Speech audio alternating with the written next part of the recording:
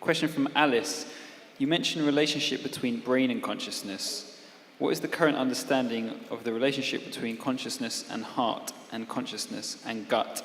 The psychedelic movement scene seems to me still to be rather male-dominated. Is that fair? Although it's starting to change. And I have wondered what kinds of effects that is having on the direction of research and the interpretation of these kinds of experiences. So relationship between consciousness and heart and consciousness and gut. Does that inspire anything, Rupert? Mm-hmm. Well, I mean, there's a lot of work on microbiomes now, and evidence that what happens in your microbiome can affect your body. But I think more relevant to this question than that is the fact that traditional systems of understanding the relation of consciousness to the body have not focused primarily on the brain.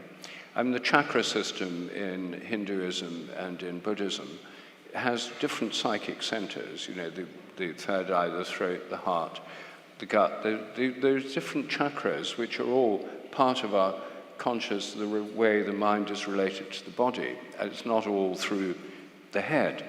I mean, modern neuroscience has this enormous brain-centered view. It's a cerebrocentric view of consciousness. And I think these traditional cultures that have seen the heart and other areas as being centers of different kinds of conscious experience. And it's true in the West as well. I mean, the medieval understanding and the ancient understanding in the West was that the heart was the main center of thought and imagination.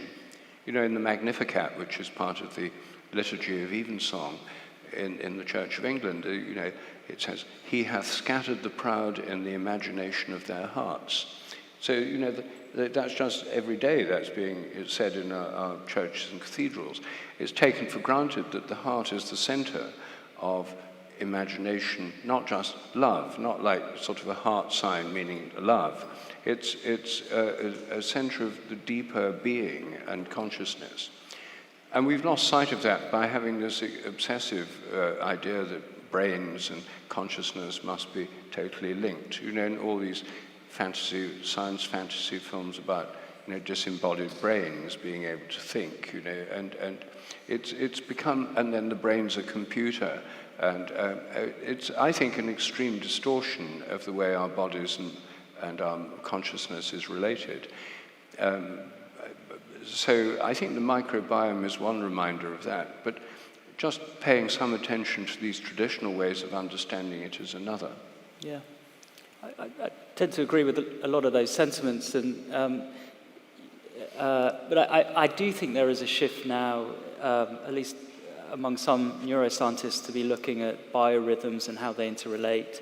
We'll be recording heart rate and breathing, and just knowing that when you do that, seeing how much of the variance it explains of brain activity is really large, and now we're discovering things like rhythms of gut movements correlate with brain rhythms. So what I would like to promote among people who see value in kind of a heart-centered approach would be don't overshoot in thinking somehow that explains things, that does away with any value in understanding brain, for example. That would be a case of overshooting. And so I just ask for people to be, if they do have a kind of tendency to be a bit sort of anti-science and think that there can be sort of value in referring to heart, just think that these things aren't inconsistent. They're really not. Science is just a method. That's all it is. And so, maybe there's, in the same way that we can still appreciate things of nature, trees and such like, when we understand how they interrelate with their environments and such like, for me it gives a deeper wonder about the nature of nature and the universe. And a similar thing can happen when we think about the role of heart and a heart-centered approach with psychedelic therapy. Not so long ago finished an amazing book called I Contain Multitudes, which is all about exploring the microbiome and highlights the fact that up to half of the cells in and on the human body are actually non-human, are bacterial or otherwise.